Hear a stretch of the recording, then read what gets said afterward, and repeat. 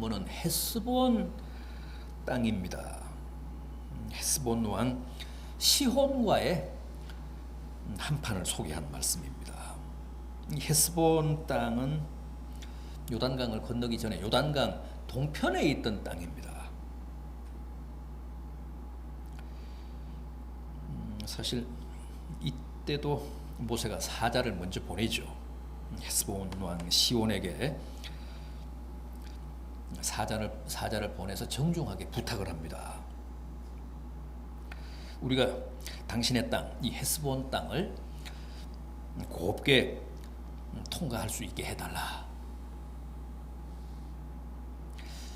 지난주에 상고한 에돔, 모압, 암몬의 경우처럼 이 헤스본 왕에게도 우리가 큰 길로만 행하겠다. 좌로나우로 치우치지 않겠다. 필요하면 돈을 주고 양식을 사고 돈을 주고 물을 사서 마시겠다.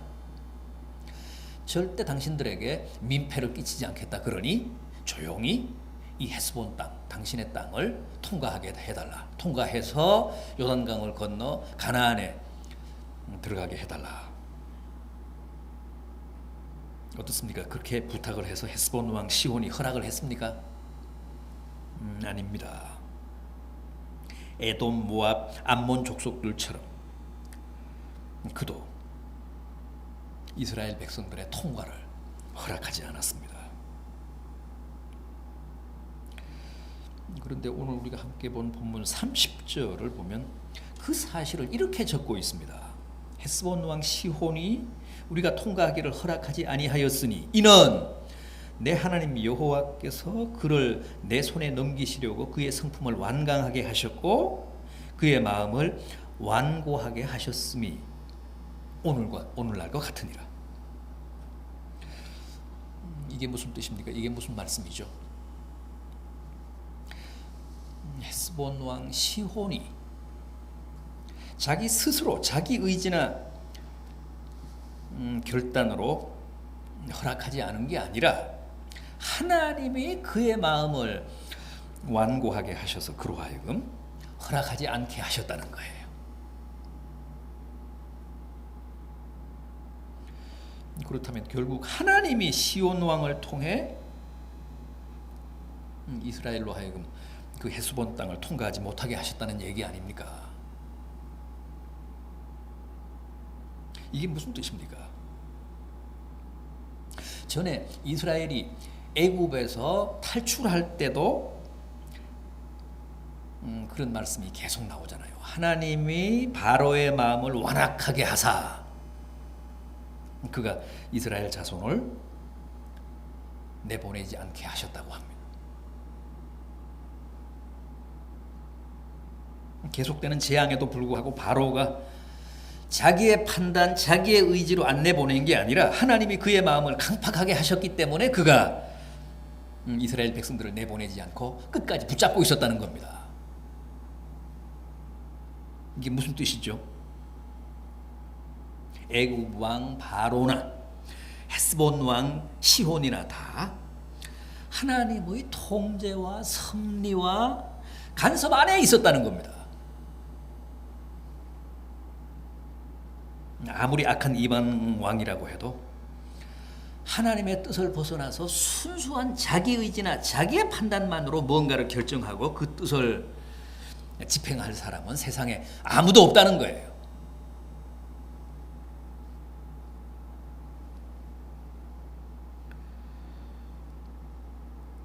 만약 애굽의 바로나 헤스본의 시혼이 악하게 강팍하게 굴며 이스라엘을 대적했다면 그것조차도 실은 다 하나님이 뭔가 당신의 큰 뜻을 이루시기 위해서 그들로 하여금 그렇게 하게 하신 거라는 겁니다.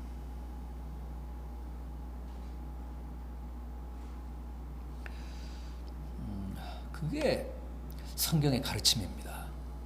하여간 어떤 악한 왕이든 그 배후에는 하나님의 뜻이 있다는 거예요.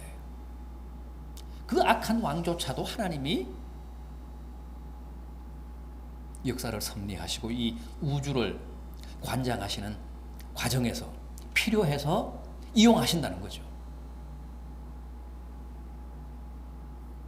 우리로서는 참 이해하기가 쉽지 않습니다. 여러 가지로 해석하기가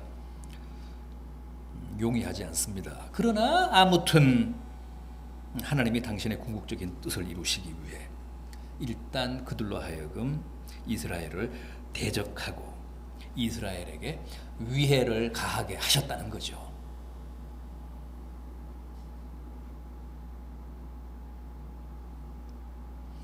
오늘 본문의 헤스본 왕 시혼의 경우도 하나님이 그의 성품을 완강하게 하셨고 그의 마음을 완고하게 하셨다고 합니다. 그런데 지난번 에돔, 모압, 암몬의 경우와는 달리 이번에는 하나님이 이스라엘에게 시혼을 대적해서 싸우라고 하십니다. 지난번 에돔, 모압, 암몬의 경우는 싸우지 말고 피하라고 하셨잖아요.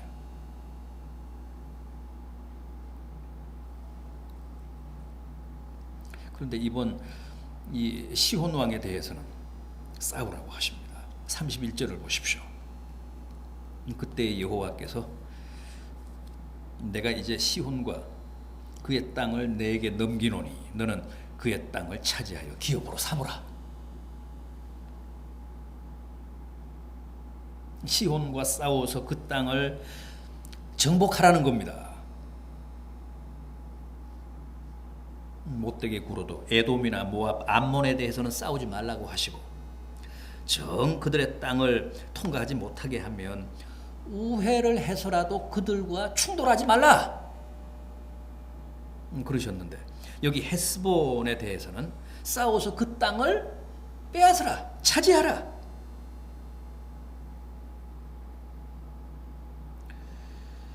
내가 시혼과 그 땅을 너희들에게 넘기겠다. 에돔, 모압, 암몬은 다 이스라엘의 동족들입니다. 혈육들입니다. 그래서 싸움을 피하라고 하신 것이고 여기 헤스본은 혈통과는 상관이 없는 가나안 원주민들입니다. 아직 요단 동편이지만 요단 그 건너편은 아니지만은 그 땅도 다 가나안 원주민들의 땅입니다. 헤스본은 아모리 족속들로 가나안 6개 부족 가운데 하나입니다. 따라서 가나안 원주민들에 대해서는 반드시 싸워서 그들을 다 진멸하고 내가 너희에게 약속한 그 땅을 차지하라는 게 하나님의 뜻이고 하나님의 명령이셨습니다. 34절을 보십시오. 그의 모든 성읍을 점령하고 그의 각 성읍을 그 남녀와 유아와 함께 하나도 남기지 말고 진멸하라.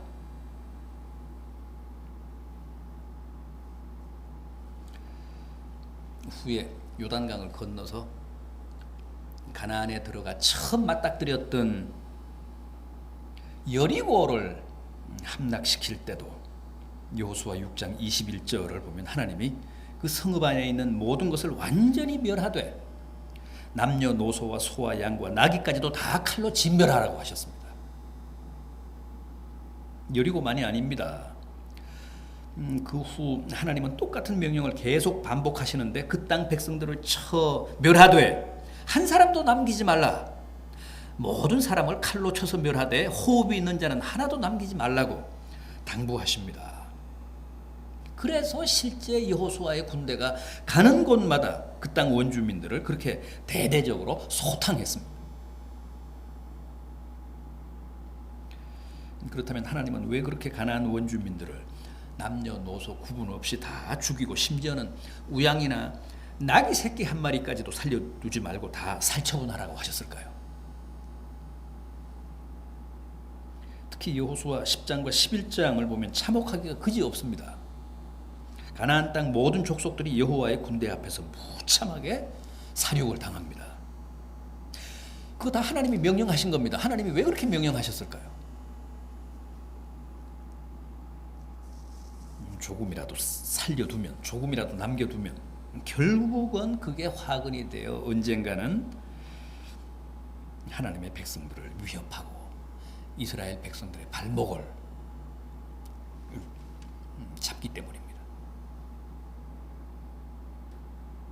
그래서 인간적으로 보면 참 비정하고 잔인해 보이지만 하나님의 백성들의 장래를 위해서 반드시 다 진멸하라고 하셨습니다. 어떻습니까? 여호수아의 군대, 하나님의 백성들이 가나안을 정복하면서 하나님의 이 명령에 충실했습니까? 얼핏 보면 여호수아의 군대가 정말 가나안을 차근차근 점령해 가면서 하나님의 명령대로 다 그렇게 진멸을 한 것처럼 보입니다. 그러나 자세히 보면 반드시 그런 것만은 아니었습니다. 여호수아 11장 21절 이하를 보면 모든 성읍에서 여호와의 명령하신 대로 그들을 다 멸하였으되 다만 가사와 가드와 아스돗에서는 그 땅 원주민들을 철저하게 색출해서 진멸하지 못하고 조금 남겨뒀다고 했죠. 그런데 그게 결국 후에 그들에게 어떤 불행을 가져다 줍니까? 다 진멸하지 않고 조금 남겨둔 가사에서는 들릴라가 나옵니다. 들릴라가 나와서 이스라엘의 전설적인 영웅인 삼손을 잡잖아요. 또 조금 남겨둔 가드에서는 누가 나옵니까? 무시무시한 괴물인 골리앗이 나옵니다. 골리앗이 나와서 완전히 이스라엘 군대를 농락합니다. 제멋대로 하나님을 모욕합니다. 그리고 아스돗에서는 또 어떤 일이 벌어졌습니까? 조금 남겨두었던 아스돗. 사무엘상 5장 1절과 2절입니다. 블레셋 사람들이 하나님의 궤를 빼앗아 가지고 에벤에셀에서부터 아스돗에 이르니라. 블레셋 사람들이 하나님의 궤를 가지고 다곤의 신전에 들어가서 다곤 곁에 두었더라. 아스돗에는 블레셋 사람들의 신인 다곤의 거대한 신전이 있었습니다. 그들이 이스라엘 군대로부터 하나님의 법궤를 빼앗아 가서 그 아스돗에 있는 다곤의 신전에 하나님의 법궤를 감금했습니다.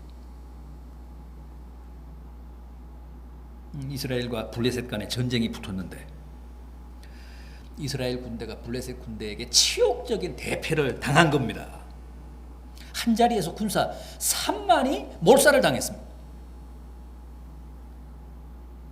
그리고 이스라엘 군대의 사기를 위해 들고 나갔던 하나님의 법궤까지 빼앗긴 겁니다. 하나님이 블레셋의 포로가 되셔서 결국 다곤의 신전에 갇히셨습니다.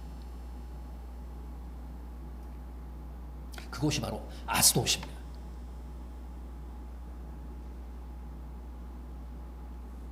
여러분, 이게 다 모조리 진멸하라는 하나님의 명을 어기고 조금 남겨둔 것이 화가 되어 벌어진 비극이고 불행입니다.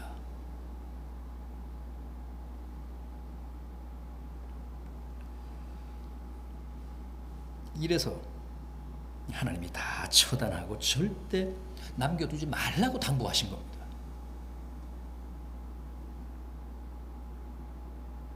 결국은 조금 남겨둔 그것 때문에 이스라엘의 전설적인 영웅인 삼손도 잃고 이스라엘에게는 공포 그 자체였던 골리앗이 출현하고 결국은 하나님마저도 아스돗에게 빼앗기는 참혹한 변을 당하지 않았습니까? 이런 불행을 미연에 사전에 막기 위해서 방지하기 위해서 하나님이 어느 성읍이든 정복을 하면 다 진멸하라. 여러분, 우리 안에 옛사람을 다 버립시다. 다 처단합시다. 옛사람 남겨두었다가는 그것 때문에 우리가 망합니다. 우리가 생각할 때는 지극히 사소한 것 같고 크게 문제가 될 게 없어 보이지만은 결국은 그런 하찮은 옛사람의 잔재 때문에 우리가 발목을 잡힙니다. 우리가 실패합니다. 훗날 우리의 행보에 그런 것들이 치명적인 해를 끼칩니다. 그래서 우리 안에 옛사람을 철저하게 진멸하라는 것, 온전한 새 사람으로 거듭나라는 것.